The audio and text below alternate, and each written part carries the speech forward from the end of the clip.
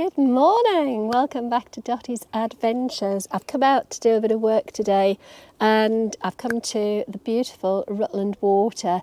Rutland Water is a large man-made reservoir in the county of Rutland, which incidentally I believe is the smallest county in England, and it's absolutely beautiful. So let me turn you around and show you my office window just today.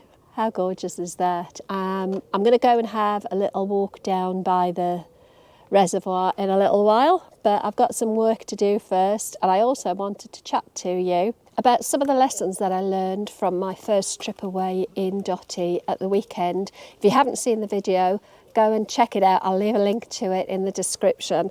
I took Dottie away for a first sort of maiden voyage on Saturday. I took her to Norfolk with my granddaughter, just to kind of get an idea of the niggles, things that worked, things that don't work. And in this video, I wanted to share with you some of the lessons that I've learned from that first night away and what that means for the conversion going forward. So if you're new around here, let me give you a little bit of the backstory.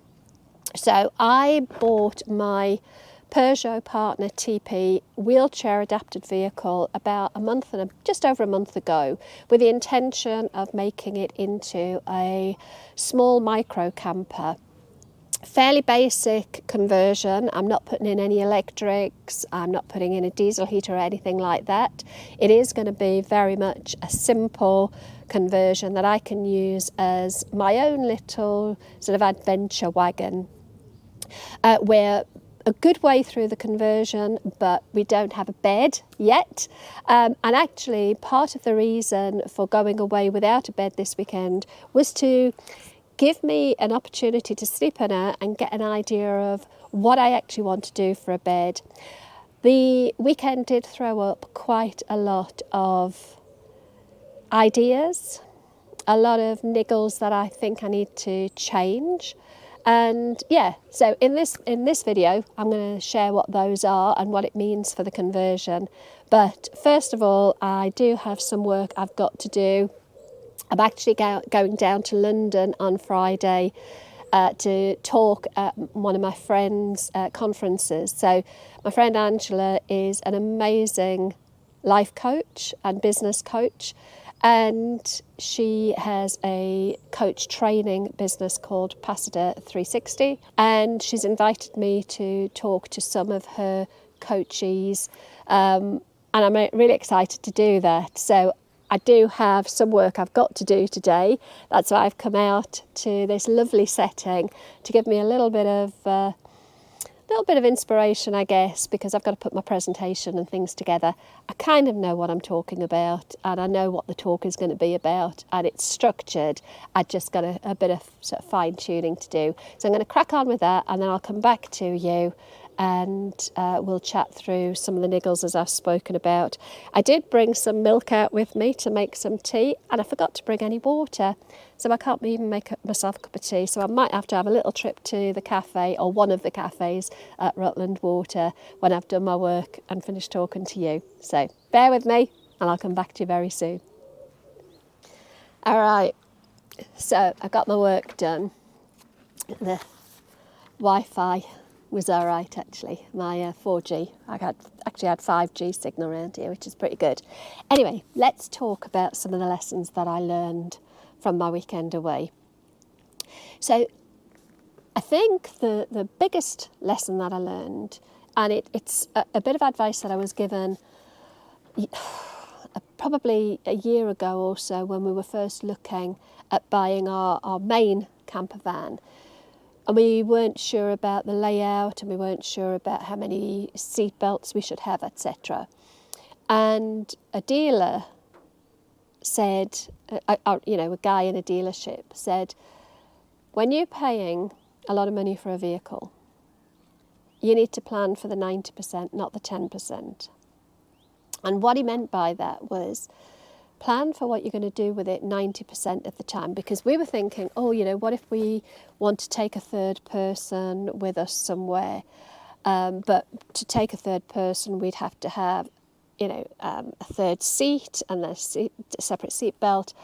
And we thought about it. We thought, actually, we will very rarely ever take a third person in the van, but it would take up a lot of additional space and force us to have a layout that we didn't want. And it was a brilliant bit of advice, because actually for those 10% of the time, then chances are you could probably hire something for that time. Anyway, I'm kind of waffling and going off track a bit here, but that bit of advice, plan for the 90, not for the 10, really stuck with me. So when we were away this weekend, and I realised that the micro camper is brilliant for one person. It's not so good for two. Yes, Connie and I were able to sleep in here and we had enough room, but in reality, it's a very small space. And although I know that people do live in these tiny little campers as a couple, it's not for me. And more than 90% of the time, it will be just me. And if I want to take Connie away again, then in a month's time, we're going to have our main camper, the new one. And yes, it's only 2 berth, but it's bigger. I'll be able to take her away in that. So we can still go and have adventures together. But this really isn't the van for us to do it in. So what did that kind of realisation give me then in terms of future plans for Dottie? Well, the number one thing is it really helped me decide on what I want for a bed. I don't have a bed in it yet. And I've been going backwards and forwards really on the bed design. Did I want slats? Did I want a pull-out bed with slats? Did I want a flip-over bed that didn't have slats, but instead of pulling it out, it would just flip over? Initially, I was going to have a ledge along the front of the kitchen unit. That meant that the bed would just flip out over and it would rest on there, so it didn't have to have legs. I've thought about whether just to have 2 pieces of ply that sort of slot together like fingers, so you use jigsaw and you kind of cut the shapes out and they fit together. Then I thought about buying just going on Free Cycle or onto Facebook Marketplace and seeing if I could get a second-hand IKEA bed where I could use the slats and interlock those. But the realisation I had this weekend is that I don't need a double bed. I don't need a bed that extends. Mark will never ever come away in the van with me, not in Dottie. Why would we? If we're going away together, we'll go in the main van, which we will have in a month's time. So why am I making it difficult for myself? So I've made the decision to just have a bench that doesn't extend. I'll have it slightly wider than I would ordinarily. So if I was going to have an extending bed, I'd probably have the bench itself narrower. But I can have it a little bit wider as my day-to-day seating, but then I won't pull it out at night to make the bed. I'll just sleep on a single sort of bench. And the benefits that will give me, first of all, I won't have to try and, open the bed out in such a small space. I always wanted it to be able to open out in 2 halves so that I could do it without having to get out and open the tailgate and all the rest of it. But because I won't be having to extend the bed, I won't have any problems there. It also means that I'll have slightly more storage underneath the bed because there'll be a bigger sort of a footprint, if you like. So it just makes a lot of sense. It also means that rather than having back cushions that I would then need to make to create the infill, if you like, for where it's extended, I won't need to do that. I'll just have a base cushion and I'll use scatter cushions to give me some support when I'm sitting. And it all just feels much easier. It'll be easier to make. It'll be easier to make the bed up. There's so many benefits. And it all came from that, what are you going to be doing for 90% of the time in the van? And yeah, that's what makes most sense. So that was fundamentally the biggest lesson that I learned. What else did I learn? Oh, curtains. I've decided not to bother. I've decided not to bother. Well, at least with the back curtain, I'm not going to bother. I've got a thermal insert that I made for the back window. The windows are all tinted anyway, so day to day, I don't really need curtains to give me privacy. It's only really at night when I might be here with the lights on. But I've got a thermal cover that can fit into that window shape. And the same for all of the other windows as well, to be honest. So I'm not going to bother with a curtain at the back. I think a lot of it was more aesthetic than anything. I quite liked the look of it being there. But it is just another thing in the van, so I've decided not to bother.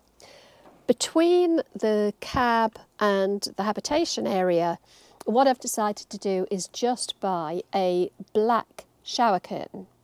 And I'm just going to peg it. If I want that bit of privacy, I'm just going to peg it. And it'll give me that sort of blackout. That's going to be more if I'm sat somewhere in the day, and because the front windows obviously aren't tinted, people can see in. It will just give me a little bit of privacy, but I don't want it there all the time. And it will literally fold up and it will sit on the cab shelf with a few pegs, and it's dead easy just to pin it up onto that shelf. So that's my plan for the curtains. I did watch a YouTube video that showed me how to keep the windscreen on the butane stove. If you watched my last video, I was trying to cook on a one gas butane burner, and I've got a sort of an aluminium windscreen for it, but it kept blowing over in the wind and I couldn't figure out how to stop it. I was propping it up with a beer bottle, which isn't ideal, but I did watch somebody on a video, and they basically just drilled small holes into the metal of the butane burner, obviously making sure that you're not going to drill through anything important, and then on the windshield there's sort of metal prongs, and they just poke the prongs like that would normally go into the ground, I think, poke them into the holes on the butane burner. So that's what I'm going to do. The other thing I learned is the hookup lead turned out to be brilliant, really useful to be able to have electricity on site. The problem is it's quite big and quite bulky, and there wasn't really anywhere to put it. I had it just sitting on the counter here. I've got some headrest hooks, and I'm just going to hang it over the back of the passenger seat when I'm using it, and then the cable can go out of the passenger window. I also want to get some wind deflectors, so I can have the window open and not risk having rain and things coming in. Kitchen roll. I need to find somewhere to put my kitchen roll. I don't know where to put it. As I'm not having curtains, I might just put it on with these bolts here, and have it sort of bolted into this bit of the ceiling. I've been watching a guy on YouTube. Is it JD? The JD way? I think it's JD. I really like him. He built out his own van conversion, and it's one of the best self-builds I think I've seen. In fact, it was him watching his videos that made me think, actually, I don't need a pull-out bed. He doesn't have a pull-out bed, he just has a single bench. But he's got this sort of ratchet, single-handed pull kitchen roll holder. I'll put a picture so you can see what I mean. So it doesn't unravel, when you're travelling. And I think that would be handy to have up here, because I really hate having the kitchen roll flying around, and it's something that you need so often, whether you're in or outside. Cool box. Okay, so my milk did go sour. I don't think it was the cool box that was at fault. It was in a thermal cup, but I don't think the thermal cup is working properly anymore. And the milk had been in there a day or two before I put it into the cool box. However, that said, where I had the cool box, which was in the kitchen here under this, or behind this curtain, I put it there because it was such a brilliant fit. And it was almost like, oh, this is the universe giving me a sign to put the cool box in there. But in actual fact, it was really hard to access, and it takes up a lot of space. So I think what I'm going to do is, when I've got some funds available, I'm going to see about buying a 12-volt camper fridge. And when the bed is built, it can just slide underneath the bed. I've seen, so they're about £100. I want to get the bed built first before I go and buy a fridge, and then, you know, I've looked at the dimensions of the fridge that I'm interested in, so I'll make sure it can fit under the bed. But I don't want to go and spend that money just yet until I'm absolutely certain. But I think that's probably what I'll do. In the meantime, I will keep going with the cool box, but I think I'll just leave it in the, you know, probably in the passenger footwell rather than in here. And actually behind here, I'm going to put more boxes on shelves, so I've got a bit more storage for kitchen stuff. One of the lessons I did learn is that I've got stuff all over the place, and I sort of mentioned this in my last video. I definitely went for form over function. I wanted it to look pretty, and that's all very well, but if it doesn't work, it's no use. So I've decided to actually think a bit more carefully about how I will use this space and have everything a little bit more accessible. That means getting rid of the picnic box that I thought was a really lovely idea, but to be honest, it's just a pain in the neck. So sometimes you have to use things to figure out if they work or not. So that picnic box is about to be taken to a charity shop because we've had it for about 20 years. It's been in the loft. We've never used it. And I did try using it, but actually it just gets in the way. I'm moving it constantly and it's not ideal. So that's going. Boxes, sort of plastic storage boxes on shelves in here will work so much better. I struggled with a bin, and I had a few people give me some good ideas. One was to get magnetic hooks, so I can just use a bag and hook it around, you know, the outside of the car. They're actually, because this is a car, not a van, there are actually very few metal, you know, bare metal areas, and quite honestly, the magnets just don't work through the plastic to the metal, if you know what I mean. So magnets are great for when I'm outside, when the weather's good and I can hang a bag outside.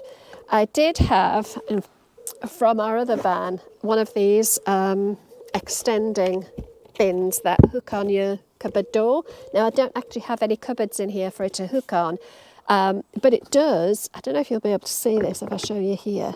It does actually fit quite nicely on here. So if I'm outside, I can just hang it there and it's out of the way.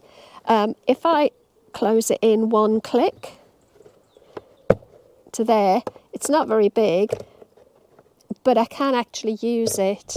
Oop, let me put you back. Let me just see if I can still see you.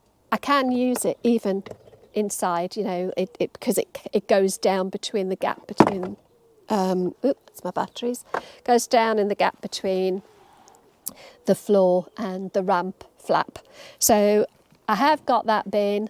I just put a bag in it. Mark hated it because he was always knocking it off the cupboard door in our old van, Pete. So I know he's not going to want it in the new van.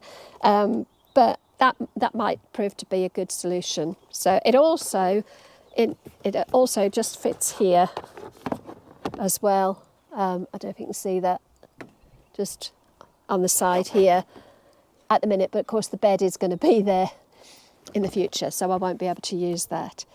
And I think, you know, that's everything I kind of learned from this weekend. I'm sure as time goes on, the more I use it, I'll learn more things and change more things. But I guess the biggest takeaway I got from the weekend was remembering that plan and do things for the 90%, not the 10%. And it is such good advice, you know. You can spend a lot of money or give up a lot of function and space preparing for something, or, you know, what's the word I'm looking for? I'm going to stick with preparing because I can't think of the word I want to use.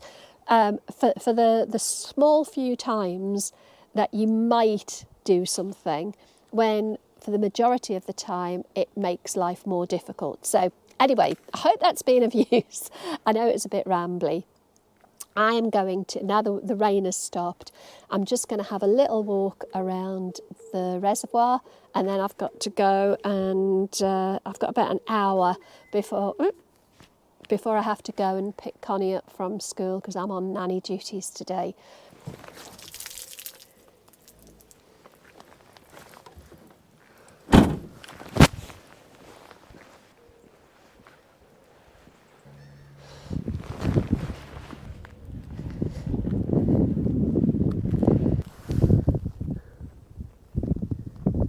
Such a lovely place to come and just have a wander around, and it's very, very quiet today. I think I've seen about half a dozen people at the most. So I'm just going to go for a short walk, and then I'm going to go and see if I can find a cafe, and I'm going to get a cup of tea. I should have brought some water with me. Rookie error. I didn't come to one of the actual car parks. If I show you, I'm just sort of parked on a lane. That house, what an amazing place to have a house, right on the edge of the reservoir. So that's Dottie just in the distance there. But I think we're going to take a little walk. Not far, because I haven't got far. I haven't got very long. Anyway, having a moment there thinking I couldn't get through. Look at it, isn't it beautiful? Absolutely gorgeous.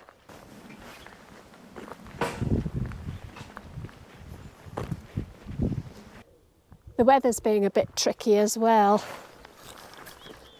One minute it's lovely sunshine like it is at the minute, and the next it's absolutely hammering it down. But I tell you what was lovely, sitting with the tailgate open and just sitting with my legs sort of hanging out the back of the van with a tray on my lap, working on the laptop. Oh, it was absolutely beautiful. And even though at times the rain was absolutely hammering down, I was nice and dry. I'm not sure I should have put my dry robe on. It's not a proper dry robe. It's by Salt Rock, actually. I love Salt Rock. I thought I might get drenched, but I'm absolutely roasting. I should have just put a waterproof jacket on. I've got one in the van. Ah, the colours here are just stunning. Beautiful. I've just remembered, actually, I can't believe I forgot. When Mark and I got married, we had a very tiny little wedding. There was only 9 of us. And I'd been married before, and I wasn't bothered about a big wedding again. And he wasn't bothered at all either.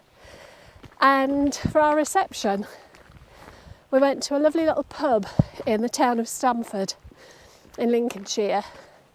And then we all came down to Rutland Water, and we just had a picnic and relaxed. We got married on the 5th of August, and it was a heat wave. It was beautiful. And we all just chilled at Rutland Water, drinking champagne on the grass. Lovely. So if you fancied walking around Rutland Water, the full walk is 22.1 miles.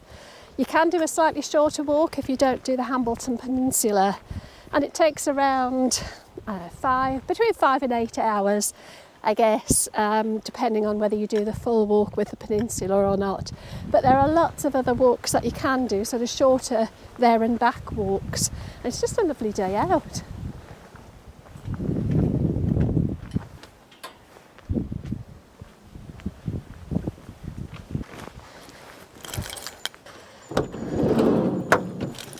So thanks ever so much for joining me again, and I'm thrilled. I've actually broken through the 500 subscriber mark. That happened on Sunday morning, actually, when Connie and I were just getting up and ready. I looked at my analytics, and I'd broken the 500. We're up to about 540, I think, now, which is absolutely brilliant. I'm so thrilled that in just over a month, this you know, this channel has done so well, and it's down to you guys for watching and liking and commenting. So please continue to do so. If you haven't already subscribed, please just hit the subscribe button. It doesn't cost you anything. If you're watching on a TV, you can still just kind of you can still subscribe on a TV. It's easier on a phone or on a laptop, but you can do it on your television. And do leave comments. I love getting the comments, and I would just say a massive thank you to everybody that left comments about my granddaughter Connie on my last video. Things like precious, gorgeous, a cutie, a YouTuber in the making. I read her the comments and she was absolutely chuffed to bits. She is an absolute darling. Obviously I'm biased, but your comments were lovely. So please do keep your comments coming.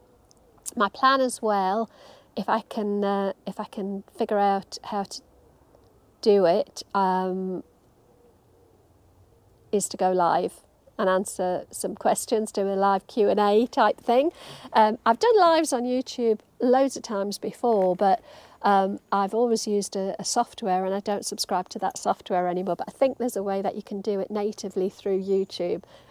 Do you know what? We'll learn, we'll figure it out. So maybe I'll try and do that on perhaps Saturday. I've also got another adventure planned for next week.